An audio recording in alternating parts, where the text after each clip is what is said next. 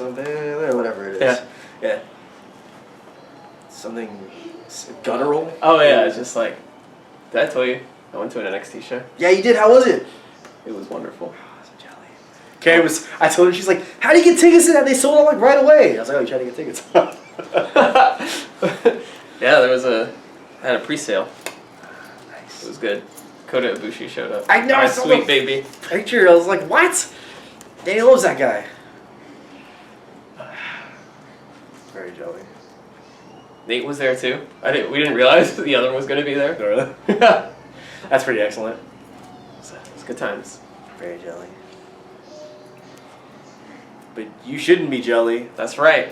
Very nice. We're here to bring you exactly what you want, and that's the Sundown Rundown. That's right. We run them down until The sun goes down, which is going to be happening earlier. This Saturday? Sunday? yeah, Sometime this weekend? the Sunday Run Day, as we call it. Yes. As he and I, the both of us, as we Have call always called it since the dawn of time. it. Yep. Since the beginning. I'm Danny, I'm Rob. and comics came out once again. Mm-hmm. Lots of stuff. That's right, they continue to do it. New beginnings, old endings. I think I exclusively have Second beginnings issues. here. A lot of first issues. Oh my god. Oh my god. How did I not put that together? I had to count all of these. But let's start by running down the final issues of several really great The series. deaths. Oh, wait. I know you said this. What? I don't know how I'm only just getting it. Spidey is ending? Yes. This is the last issue. What? Just like quietly. It's quietly concluding. Yes, Spidey is over. It's the last issue, number 12. He fights the Sinister Six. It'll like a one issue devoted to him fighting all six of the Sinister guys. That was the sort of joy of this book, just like getting a done-in-one Spider-Man story by Robbie Thompson, who does Silk. And for the past few issues, it's been Nathan Stockman, who's a really good artist in sort of a Tim Sale vein. So if you remember your old Spider-Man Blue issues, get a little bit of that flavor. Really cool series. Wish it gone on longer, but hey, 12 issues of Spider-Man being Spider-Man. It's nothing to something your nose at. Yes. What is it? Blow your nose at? Is that right? Nothing to sneeze at? I don't know. But if you're not into the current Spider-Man stuff, the Dan slot, that is never going to end. Well, Teenage Spider-Man for you. Trade comes out soon, eventually. Go pick that up. Followed by last issue of Sheriff of Babylon. What? This is so... I'm useless. Why am I on this show? Yes. Believe so. I believe this is the last issue. They might continue, like do a little season 2 kind of thing, but for this cycle, it's over. Great book. Tom King, Mitch Gerrards, or Gerads. I don't know how to say it. We're going to have to change the name of the show to the Rundown Rob Down, because apparently I don't know anything about We run down Rob for not knowing about comics.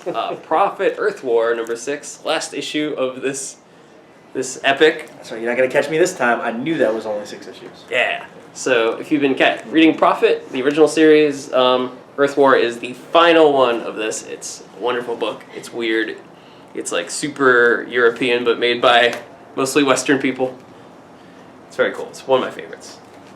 What do you got? I've talked for a long time. You're going to talk about some fools? Them getting killed? Danny offs some people. I guess I'm going to talk about someone who offs people. Max Bemis is at it again. Hot off of his The Worst X-Men book, right? That was him? Yeah. X-Men, worst X-Men ever or something? Yeah, that's it. Yeah. He's doing another book for Marvel, Fool Killer. Those of you Deadpool fans will remember Fool Killer from the Mercs for Money, I believe. Which is a redundant statement. I believe you mentioned this before. Yeah. Last week, I think. Like, Mercs for Money, like, all Mercs, like, work for money. But That's the definition of a mercenary. so, kind of a joke book. Something funness. Talajic is on the art. I like this guy's Dalibor art. Talajic. That's it. He's good. Yeah. It's kind of a, like, has he done stuff for Vertigo before? I don't think so. He does a lot of, like, this level of Marvel stuff. I think he did Hit Monkey, if you remember that one. I didn't read it, but I'm aware of it. Yeah. Like, did you draw Red Wolf? Oh, with that guy? Yeah, with that humongous creep, Yeah, Nathan Edmondson. he did, indeed. I know this is a flash forward into the future a little bit, but there's a book It's got Red Wolf in it. That isn't written by that tremendous group. We'll talk about that later. Yes. But yeah, that guy. He's on this book. Did I show them some of the art already? Where am I right now? This is the kind of art you're looking at. You know why you think he's a Vertigo artist? Because a lot of Vertigo artists look like that. Like Pia Guerrera or like Goran Parlov or those dudes. There it is. Yeah, because like the style seems to me like this page especially, like this very first page. Yeah. I don't know. Seems very Vertigo-ish. Vertigo, pick this guy up. So, but yeah, it's a guy who kills fools. He's now a therapist. But Is he really? presumably he will kill some fools again. That's delightful. That's pretty funny. Jumping over to Detective Comics with Catwoman, Election Night. 1 week before the election, this contains a Catwoman story by Meredith Finch, who is not good. We don't like her. I wouldn't say I was a fan. The centerpiece is a Prez story. If you remember Prez, about the teenage president from DCU last year, the final Prez story is in here. So if you want that, and you should want that because it was a really good book. You think they'll put it into the trade? I hope so. I don't know. It's like the Legends of Tomorrow book. Oh yeah. There's an ongoing comic, or there was an ongoing comic. I think it's over. And that was about Sugar and Spike, and it was I don't remember who it was written by, but it was drawn by Bilquis, I believe. Yeah. Who's now doing the Wonder Woman books. And next week they're releasing a trade for it, and I was super amped up because that was the only story I cared about in that Legends of Tomorrow. And I heard that was the interesting one. Yeah. Yeah. I mean, like, I care about the Metal Men as much as I'm always really excited whenever I hear about the Metal Men. I think we also discussed this last week. I like the Middlemen, like when they show up. Yeah, I'm like, hey! That's right. There hasn't been, like, a really legendary run of Metalmen. Yeah. Just, like, everyone's kind of likes the Metalmen. Yeah, like, they pop up and I'm like, yeah, cool, thumbs up. Metal Men. I get it, they're made of different metals. I think there was maybe one, or maybe it was an attempt at one, by, like, Duncan Rouleau or one of those guys. I don't know. It doesn't matter. I don't know. I remember, you remember Magneto in the in the Metal Men, the Amalgam Comics version. Oh, that's right. That's my main exposure to Metal Men, and that thing was delightful. That's fair. Yeah, there's like a Quicksilver and Scarlet Witch. I gotta get like Metal Men. Amalgam ones again. Those are so good. So much fun. Very fun. It's a weird moment in time. Oh yeah, I finished talking about that one thing, but yeah. All right, Liberty Annual 2016. This is the CBLDF and Image Comics collaboing on a little benefit book. Variety of great creators. We got a little bit of Paul Pope doing a Muhammad Ali comic. It's going to be very nice. If I can find it for you, which I will. Yeah, little Paul Pope, Muhammad Ali. Little Ron Wimberly. Ron Wimberly is so good. Oh my god, I didn't know he had something in there. Yeah. Sure. Lots of really cool stuff in here. So like, just kind of a little one-off thing. Like, enjoy $5 once a year.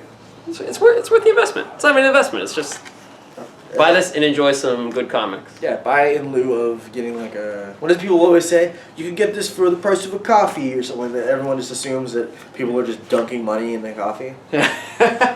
Like, look, put off one Frappuccino and buy... Yeah, that's it. That's Liberty 2016. You're millennial. You probably like have Frappuccinos for blood, right? Yeah. They're so entitled to their Frappuccinos. You mixed demographic. God, they always want equality and like not to be oppressed. What's the deal with that? For a price of a coffee, you could get. Never mind. Yeah, this is gonna get super ugly. Super quick. It's real dark. Let's talk about something that's not dark. I made a reference to it earlier, and now it's happening. Now it's called foreshadowing. For those of you who are unaware, it's Occupy Avengers. This has been Rob's writing podcast. It's the David Walker, Carlos Pacheco, whose art I like. Yeah. I said it like I was surprised. I don't hate this. I'm aware that, it is my job to explain myself to you people. It features Hawkeye eating a hamburger. That's right. Also drinking some water. So, this is sort of like in the vein of the Green Arrow, Green Lantern, yeah. hard-traveling heroes. I literally saw a review today that said that exact thing. I don't know what that is though. Oh, the 1970s Neil Adams, Denny O'Neil, like Green Lantern and Green Arrow just on a road trip talking about social issues. Is that the one where something about Green Lantern not helping people? Oh yeah, where the black guy dresses down Green Lantern like, Yeah. you always help the purple people and like the polka dot people, but why not the black people? And then Green Lantern's like, I don't know. Because Hal Jordan is the worst. He is the worst. That's why I love him. It's a great He's the series, worst. I should read it.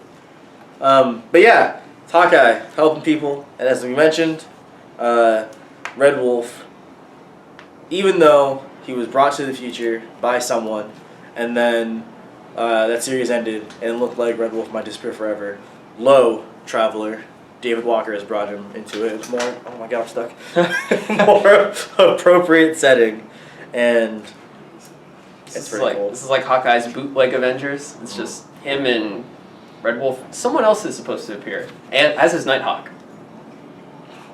Bringing in Nighthawk. Sick. Well, is it going to be like a... Because the feeling I was getting was it was going to be sort of like a rotating roster of like Hawkeye... Like this book should be called Hawkeye Team Up, but it's not. A little bit. I think it's definitely going to be Hawkeye and Red Wolf. Okay. And a couple others. Cool. There was a really good interview with him on Newsarama, of all places, with David Walker. Where Really? He talks about like some of the behind the scenes and like what his plans were. Because Red Wolf was not his first choice.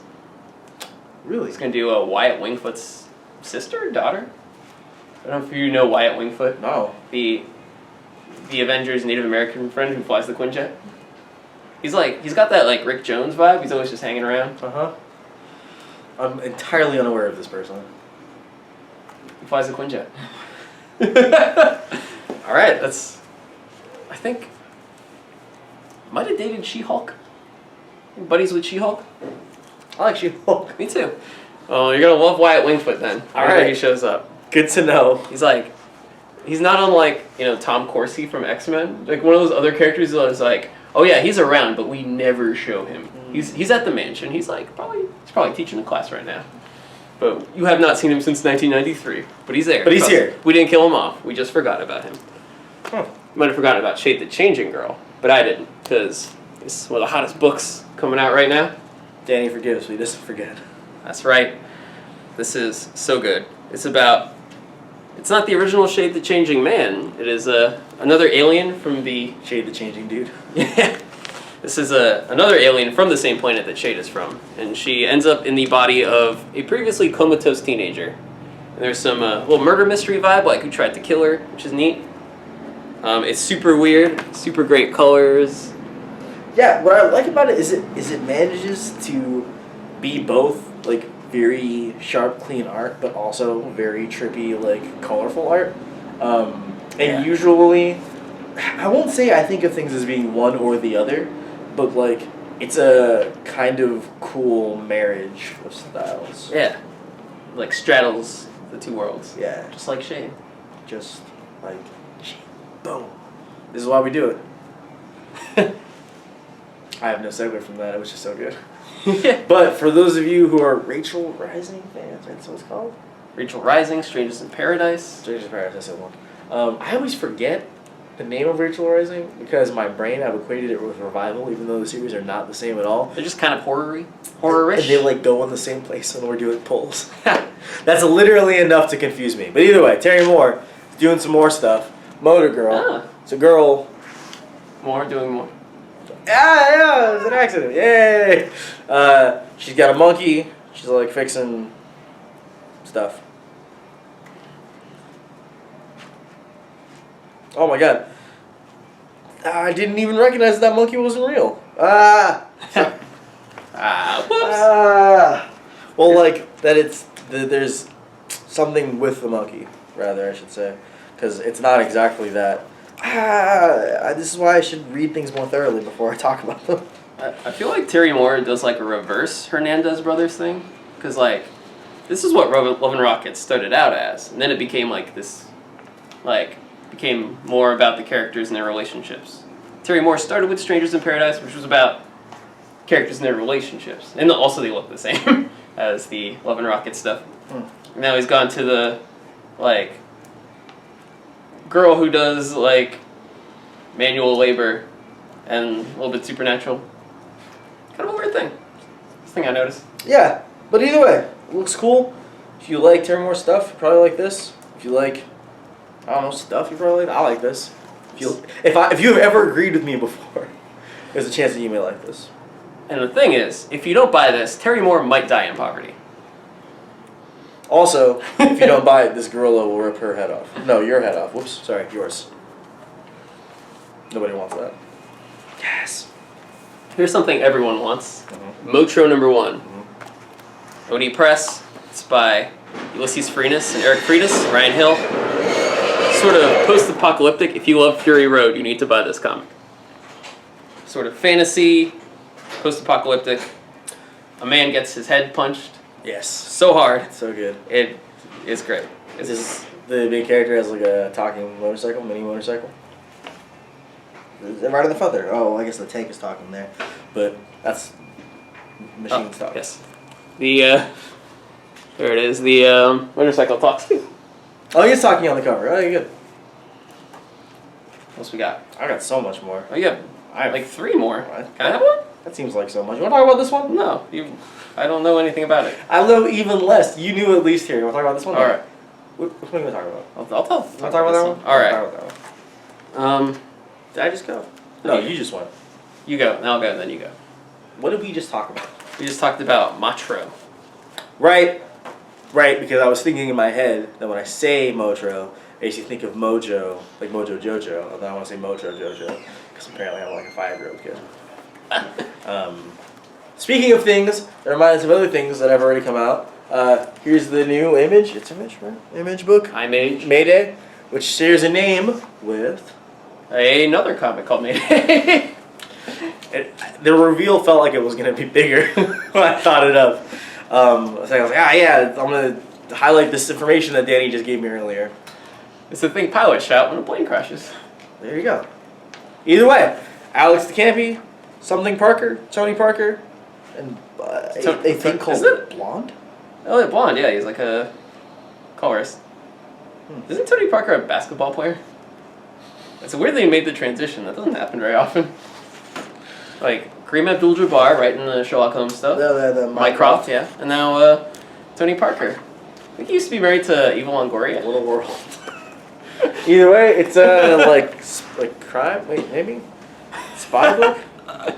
Yeah, a little bit of everything. On the back it says Soviet assassins, CIA, KGB. Those are words that tell me spy. Bloody new thriller. It's a bloody new thriller. Admittedly, Alex of Campy. I don't know anything about this book, but I do know that I was very flipping through colorful. it, and there were some really great psychedelic, trippy pages, and that was pretty cool. So, you know, for what it's worth. All right. Back to Marvel, because Marvel puts out 7,000 #1s in a given week. We have the Unworthy Thor #1. This is your off-brand Thor. This is your The Odin son. yeah, the Thor that nobody really needs anymore because we have a good one now. But Right. Thus his title, The Unworthy Thor. He's unworthy of your time or admiration. But you should probably read the series and stuff. it's worth it because Jason Aaron writing Thor, any Thor is good. It's very good. Super metal, super weird. Oh my gosh, also very important. Southern Bastards came out today. Oh, did it? Yeah. Dang, we could have talked about that. I know, I'm sorry. I only just thought of it, but it's real good. Yeah. I mean, I wouldn't know, like I read it or anything, but I read it this weekend. So, like, metal, fantasy, adventure, Jason Aaron, Oliver Coipel. Oh, yeah, Oliver Coipel, or Olivier Coipel, however you say his name. Coipel, maybe? He's back on it. I love that dude's art. It's so good. He was on it for a while when Jim Michael Straczynski was right. Fraction. Damn. Maybe JMS too, but definitely Fraction. Definitely Fraction. Yeah. So, you know, if you're a long time person with a Hammer fan, this will seem familiar to you. Right, I have something else to talk about. Sorry, were you going to say something about No. the book? Oh, okay. It looked like you were going to say something very riveting. Perhaps. I was too excited. gonna throw some continual shade at this off-brand Thor. Lesser Thor? Yeah. Punchy Thor? No Hammer Thor? Goat riding Thor? I do like, though, that he's riding his goat again. I feel like, of the interesting things about Thor, the fact that he has goats who, like, pull his chariot in the original myth is not utilized enough. I'm gonna have to agree there. That's pretty fun. Especially because he used to, like, eat those goats. and then as long as he had all their bones, they would reform. So it was an infinite source of food. Like, that's great. That's bizarre. I love it. That's the kind of stuff that I'm here for. Also here for. That's right. Is the new Avengers book. It's basically just the all new, all different Avengers, but minus The children. young people. Well, I guess Wasp is still young-ish. Not as young Is as the that others. is that Janet Van Dyne or is that a new Wasp? New Wasp. Cool. Yeah. So But the real draw here for me is, I think I've spoken before about how much I love Mike Del Mundo. Mike Del Mundo's on his book. Michael of the World Yeah. has arrived. Michael of the world. This world is not worthy of how great Michael is. Probably the best artist Marvel has right now. There are a lot of good ones, but Mike Del Mundo is like I love a this spectacle. stuff. It's just, it's hard for me not to want to buy something that he's on. Same. We're kind of like, should we pick up Avengers #1? Yeah.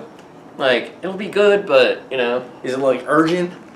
and it's like Mike Del Mundo's drawing it. Like, oh, we're definitely picking that up. I will definitely drop that one Frappuccino a week to get this. See, he can do it. I can't you. Yeah, exactly. If you had done it, then books like Nighthawk wouldn't have ended. Yeah, that's right. I'll bring that up again. I read through all of Nighthawk the other day. Did you? It's really good. The ending is delightful. Just, oh man, that's so good. I was like, yes, this feels. I would have loved for more, but this ending is good. I'm gonna watch you die now. Yeah. All right. Just all right, cool. I'm I'm game. Let's do this, Nighthawk. Yeah. So buy the trade of Nighthawk. For sure. Yeah. All right. Want to talk some more about crappy off-brand Thor? Man, look.